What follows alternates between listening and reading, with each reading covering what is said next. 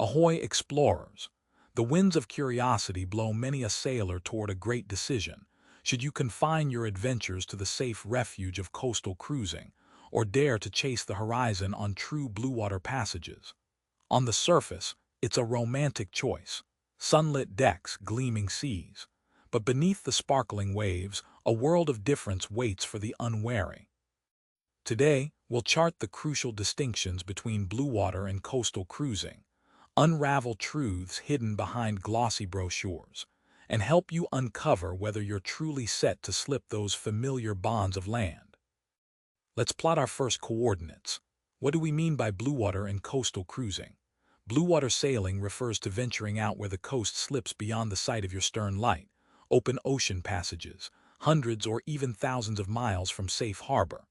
Coastal cruising, meanwhile, hugs land's edge, never too far from a friendly port or a calm anchorage, often within 20 miles or so of the shoreline. Each route offers adventure, but the demands couldn't be more different. Here's where many run aground. Your choice of vessel. The boat that serves you well for a weekend jaunt may leave you vulnerable in the wide blue yonder. Blue water yachts often sport full keels for stability, redundant systems for safety, and robust construction made to shrug off heavy weather. Coastal cruisers can be lighter, with shoal drafts for tucked-in harbors and less demanding conditions. It's more than comfort, it's survival. Fail to respect this, and you may find yourself at the mercy of Neptune with little recourse. When it comes to weather, coastal waters can be challenging. Think fickle winds and squalls that creep up the shoreline, but the oceans, they're another animal entirely. Passage makers must contend with vast weather systems, the terror of the doldrums, or the raw power of mid-ocean storms. Blue water sailors study ocean currents, long-range forecasts, and seasonality with a zeal bordering on obsession. Coastal cruisers learn local tides and coastal weather patterns, sure, but the margin for error is forgiving when shelter is never far. Modern technology, from GPS devices to chart plotters, has made navigation safer than ever before, but confidence can lull you into a false sense of security. On the coast, you've got navigation marks and landmarks, and even if electronics fail, it's seldom far to a safe haven. Offshore, you could lose all power, be adrift in foggy obscurity, and need to reach for the timeless precision of a sextant or a well-worn paper chart. True blue water readiness demands old-fashioned skills honed by practice, not just a reliance on your battery bank. Here's a truth that chills even the bravest heart. Out of sight of land, you're on your own. Every system on your vessel must be up to the task. Watermakers, backup power, redundant steering, sailors swap stories of patching sails at midnight, improvising jury rigs with spare line, mending engines with little more than ingenuity and dogged determination. Coastal sailors benefit from towing services, chandleries, and rescue operations just a call away. But out at sea, your crew is your lifeline. Set sail for the blue and you soon realize your galley, pantry, and every inch of storage is your only supermarket. Blue water cruisers plan weeks, even months at sea. Water conservation becomes an art, and the rhythm of life aboard grows deliberate. Baking bread, fishing for fresh supper, fighting boredom with a well-chosen library. Coastal cruisers may duck into a friendly harbor for a resupply or a hot meal ashore. Offshore, every error in planning has a price that's tallied day by day.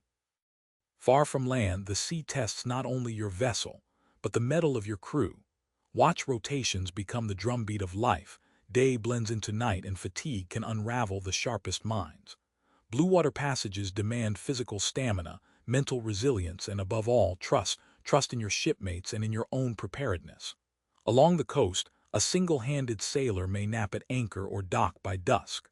Offshore, a moment's lapse could prove disastrous, the consequences magnified by distance.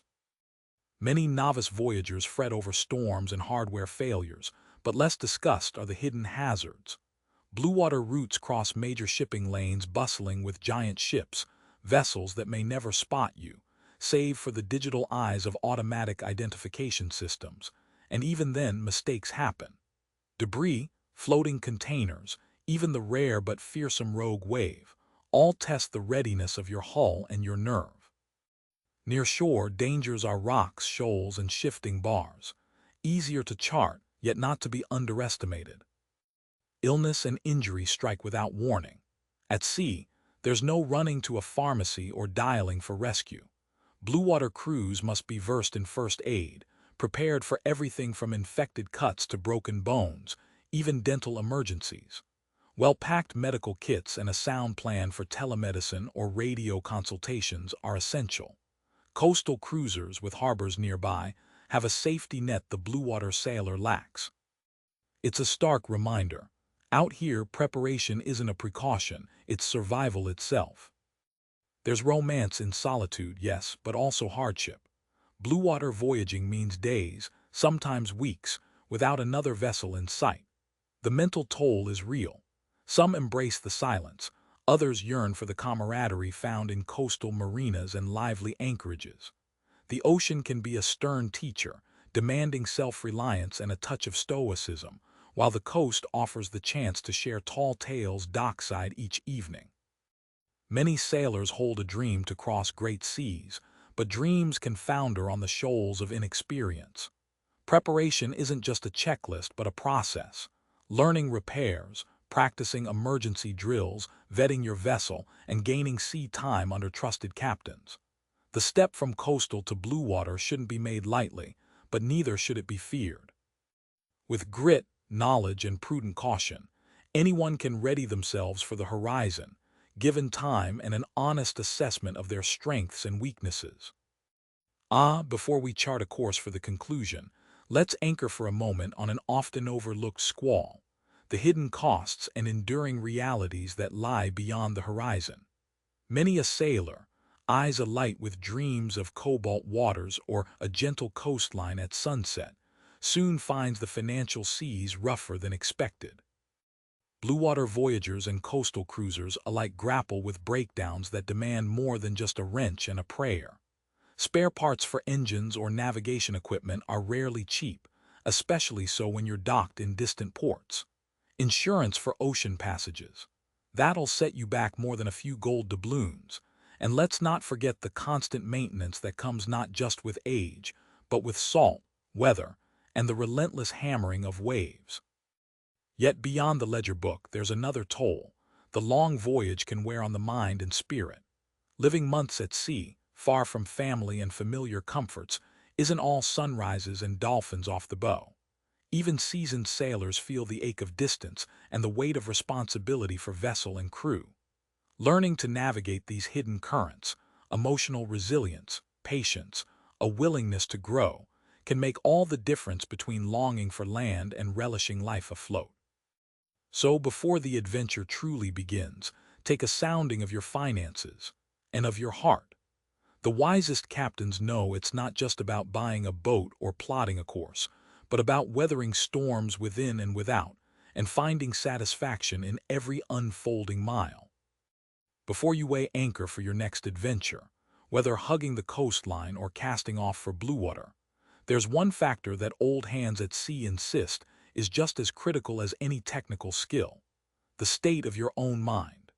Out beyond sight of land, or in the long, isolated stretches between friendly ports, sailing becomes as much a contest of mental endurance as it is about navigation or seamanship. Fatigue, monotony, unexpected setbacks, and the creeping sense of vulnerability under endless sky, these things can gnaw at even the most seasoned sailor. Do you relish solitude, or does it bear down after a day or two? Are you the calm in the storm, or do doubts sway your course? The open ocean and isolated coastlines have a way of amplifying both wonder and worry. The support of a steadfast crew helps, but each soul must confront their own storms. Sharpening this kind of resilience, learning your own limits and developing routines for morale can mean the difference between turning back and pressing on when waters turn rough, both inside and out. As you ponder your readiness, don't look only to your vessel, your charts, or your supply lists. Take soundings within yourself, for that is where many of the true battles are fought and won. In the end, the sea holds secrets for every sailor. Bluewater voyaging demands readiness, resilience, and self-sufficiency. Coastal cruising, though less perilous, brings its own joys and trials. Neither path is superior, only different. The greatest danger is not in the storms or in the solitude, but in setting out unprepared. Steady as she goes, sailor. Assess your vessel, your skills, and your spirit. The open water awaits, but only you can decide if you're truly ready to leave sight of the shore.